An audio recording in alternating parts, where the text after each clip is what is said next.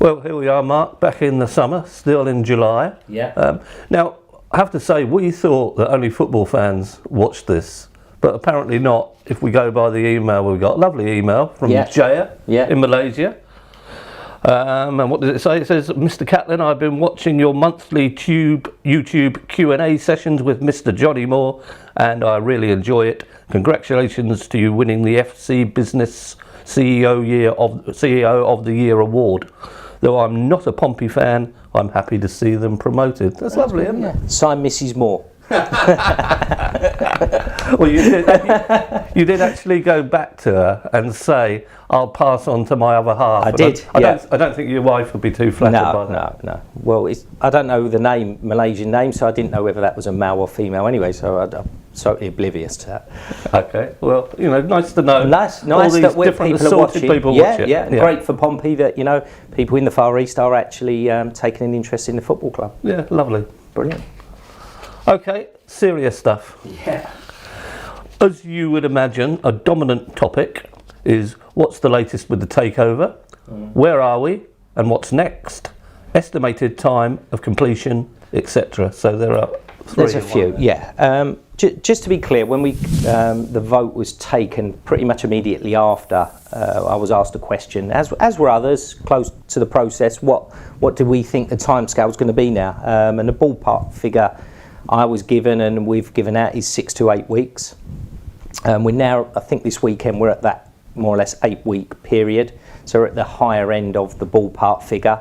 Latest indications, and from people, again, I'm speaking to that are close to the negotiations, of which I'm not, by the way, but the information that I'm given is that we are, another week or two away from, hopefully getting this completed. But again, I don't want to put any, I'm low to put in timescales or pressures on people to get deals done. As I've said consistently, I'm trying to keep people updated, but it's not a cast in stone date. It's important people realise, and sometimes in my interviews in the news it gets misread that this is when it's going to happen. So whilst the information is with a fair wind it could happen in the next week or two, there is no guarantee it can, and of course it's out of my hands, it's out of our current board's hands. It's just a mix of a lot of people involved.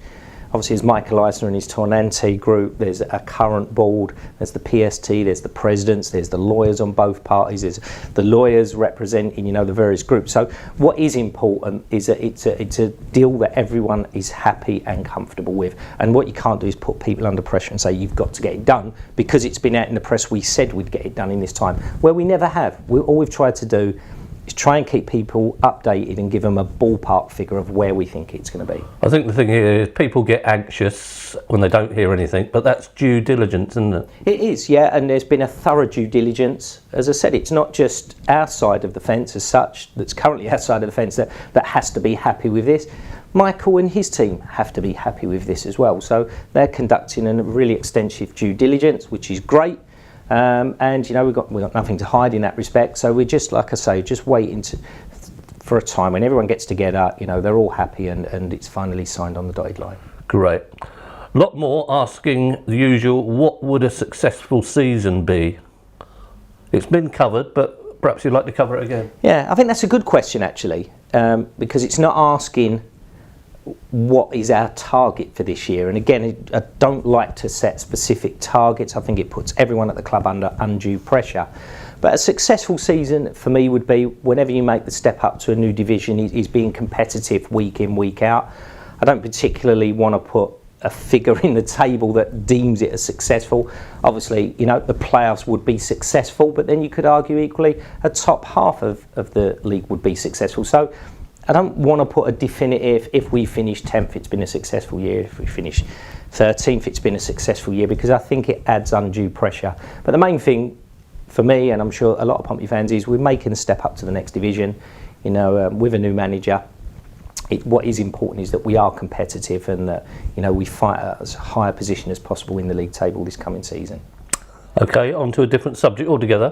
When are the season tickets being posted out? Because people keep asking and everyone gives different answers. I'm not sure who everyone is. I don't know everyone where those answers come from. Yeah, no. We've still got 2.5 weeks until the first home game of the season. The season ticket packs are in preparation, and from what I'm being advised this morning, they're going to be due to go out in the next week or so. But don't worry, everyone will have their season ticket packs before the start of the season. And of course, it's unprecedented. I don't think we've ever sent out over 14,000 of them. No, I mean, logistically, that is a really, really tough ask to get 14,000, whatever we're up to now, 14,000, just under 300, I believe, season tickets posted out. That's a real tough ask. I think we've employed the help of a local company to help, manage that process. So again, but it is difficult getting everything matched up with the letters, with the season ticket cards or tickets, and actually getting them out there. But a nice problem to have. It's a lovely problem to have, yeah. Okay, on to improvements. What kind of improvements have there been carried out in the stadium over the summer? And will that result in an increased capacity from multiple fans again? I'll answer that the other way round if that's okay. My latest discussions with our safety and security team, our stadium advisor and the council are that I don't personally believe there will be an increase in capacity.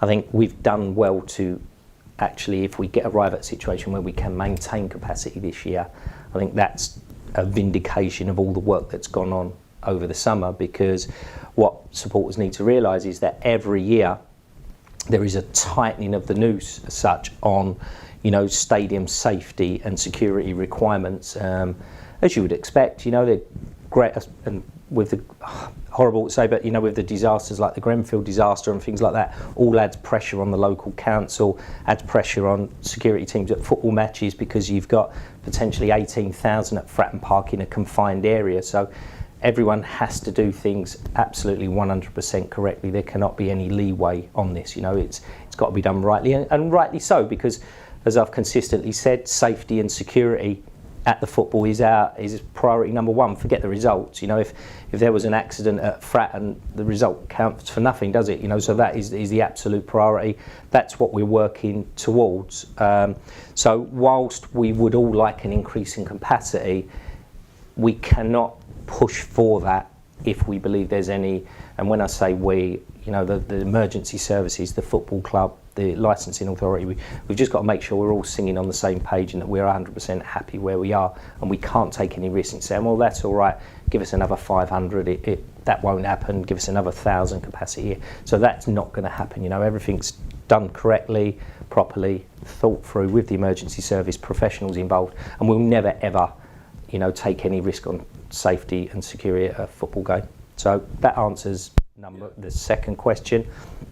In question number one, unfortunately, again this year we've had 3 years where the money that's been spent is on what I would call soft infrastructure, where it's been visible, i.e. a lot of work to the facade at Fratton Park and the toilets, the corporate lounges, and a lot of quick fixes. Still expensive, but relatively low-hanging fruits. But unfortunately, this year, we've delved deeper into it. We've becoming a little bit famous, I suppose, for keep reverting back to pulling off the wallpaper in an old house and now looking at what we're finding underneath that wallpaper.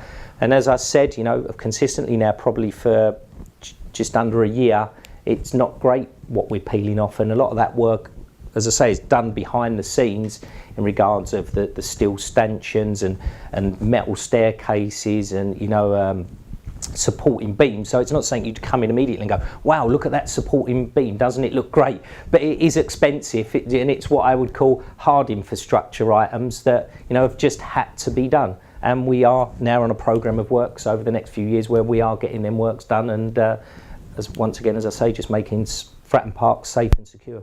I'll tell you this much, whatever you're finding behind the wallpaper, you're at least not seeing skeletons coming out of cupboards. Not yet, no. And we're not finding any shirts from other clubs either, because I remember that happening at a training ground quite famously. Yeah. But no, listen, everything's going great in that regards. The work's being done, it's being done by professionals.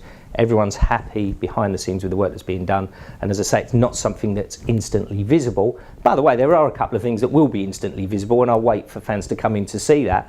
So there are a couple of things that you go, oh, that's new, that looks great. But on the whole, the work that's been done this summer and for the next 2 or 3 summers will be work that you won't instantly see, but is absolutely essential for the safe running of Fratton Park. Okay.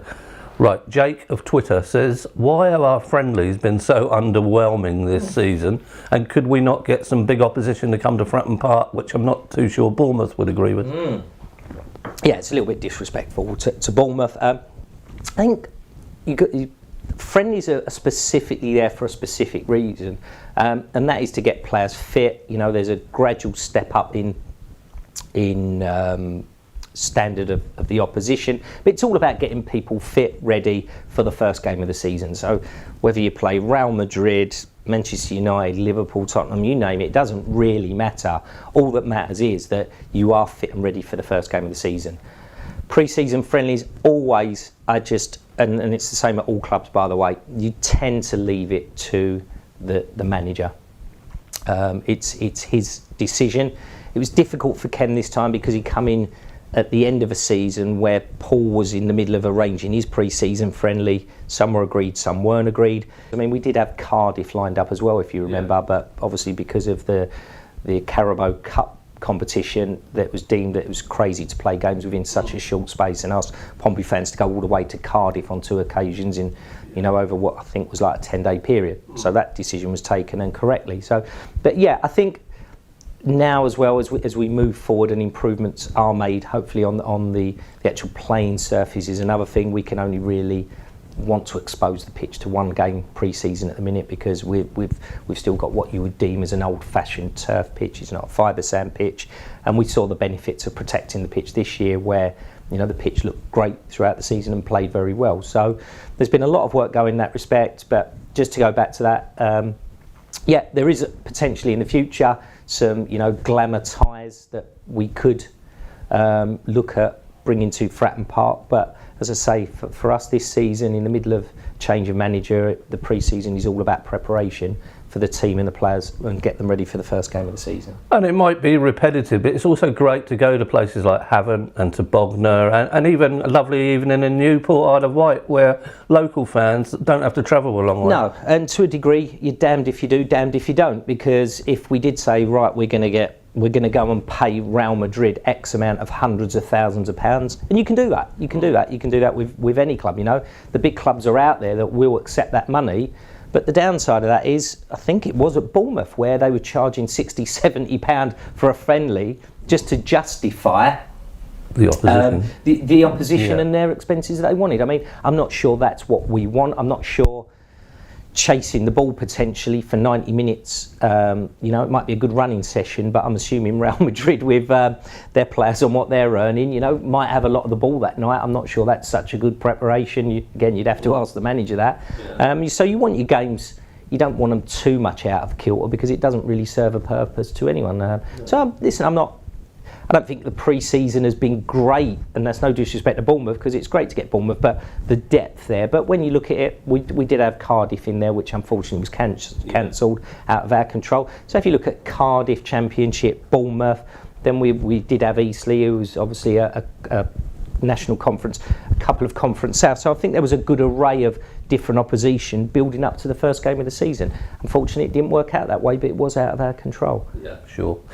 Jim on Instagram, how will the club be approaching the Checkatrade Trophy this season, given that Paul Cook almost put emphasis on league games, didn't he? He did, yeah. Again, last year was totally different in a respect that, priority number 1 to 20, and 1 to 1,000, 1 to 1,000,000 was getting out of League Two. That was the absolute priority. Which was done? Which was done, by the way. So again, vindication there. I think this year there will, if you take the trophies in general, Ken hasn't really sat me down and said that we're not going to concentrate so heavily on this tournament, but we are going to have a go in this one. So yeah, we haven't had that conversation, and there is quite substantial prize money in the Checkatrade this year. So really it'll be, as always, the cups, Ken will speak to me. Financially, we'll look at where we are and what the cup runs potentially could bring in, because a good cup run can materially affect your playing budget for the next couple of years. Again, we'll sit down, discuss the priorities, and that has to fit both parties, both on the playing side and the off-field side financially. I think the telling remark he made to us, which might give an answer, he said about friendlies, I like to win every game I go in. He does, yeah. I mean, and you've seen that with the friendlies. He's not made wholesale changes. He's gone into it with a team run it like a proper football match. And yeah, Ken's, I think, mentality from, again, conversations he had with me is he likes to win every game. Yeah. Right, Matt on Twitter. Can we remove the stickers on seats? They look awful advertising something that doesn't exist anymore. I think that was when we first season or two when we come out of administration, specifically I think in the Fratton Inn, and there are some other areas of the ground in regards of when you could purchase the food and have it delivered to your seat. We trialled it. The stickers are tough to get off. I'm sure that anyone that sat there and tried themselves would vouch for that. But no, we are gradually working around and getting them done, but it is a big task, to be fair, but something that's happening a little bit by the evolution. We're changing seats generally, and when we're concentrating on certain areas, we are gradually cleaning them off. Okay, lovely. On to Jake on Facebook. Due to the limited availability of parking at the ground, is there any scope to work out a parking deal with Tesco on match day? A few seasons ago, they were more than happy to take our money when the club car park was full. However, now they have been threatening fines and clamping to anybody who parks there. Interesting one. I mean, it's Tesco's land. We can't dictate to them what we do on their land, and I don't think the person asking the question has suggested that. What we do work with them. We have got a limited number of space that they do give us on a match day. So thank you, Tesco's, for that. And I don't mean that sarcastically. I genuinely mean thank you, Tesco's. They don't have to do anything. There's no formal agreement, but they do. We work with them on some community projects as well, so we do work closely with Tesco. They do give quite a lot of spaces on a match day that probably don't go noticed because we tend to use them for the staff, the players, the management team, dignitaries, that are arriving on a match day. And by default, that then frees up spaces in our own car park where the players and staff and that would have to park in there. So they do give us quite a few spaces on a match day. It's something we're always talking to them about, expanding, but the actual store itself has got more and more popular. They've got all the foot flow figures, and from the first year or two, from what I'm being told, that Saturdays have become more and more busier as the popularity of the store grows. So their ability to give us more tickets, more parking spaces on a match day is gradually diminishing. But as I say, where we used to allow everyone, our own staff, players, it was first come, first served in the stand behind the north, in the parking area behind the north stand. What we tend to do now is move everyone out of there that's staff related, which frees up space in the car park, for fans to come and use it. Let's face it, anywhere you go in the country to a football ground, parking's not easy. No, unless you are at one of these super new built places with thousands of parking spaces around, and even they're very few and far between because land is expensive, and you don't really want it tied up as car parking spaces because there is obviously a shortage of land. But no, it's a problem at most clubs I go to. There's very few where even me find it easy to park up. Yeah. Okay. On to the next one. Are the club able to broadcast the iFollow away matches at Fratton Park?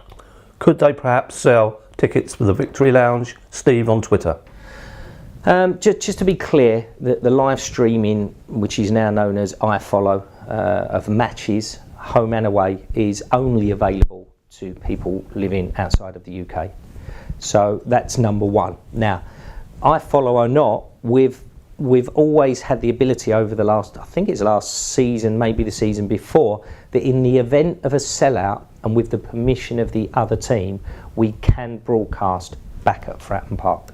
Okay, so it is something that we will keep under consideration, and something that we'll look at ongoing. But that, just to answer the question, that ability does exist under certain conditions, and the big two conditions that need to be ticked off is one, that needs to be a sellout, and two, it needs to, we get permission from the away team.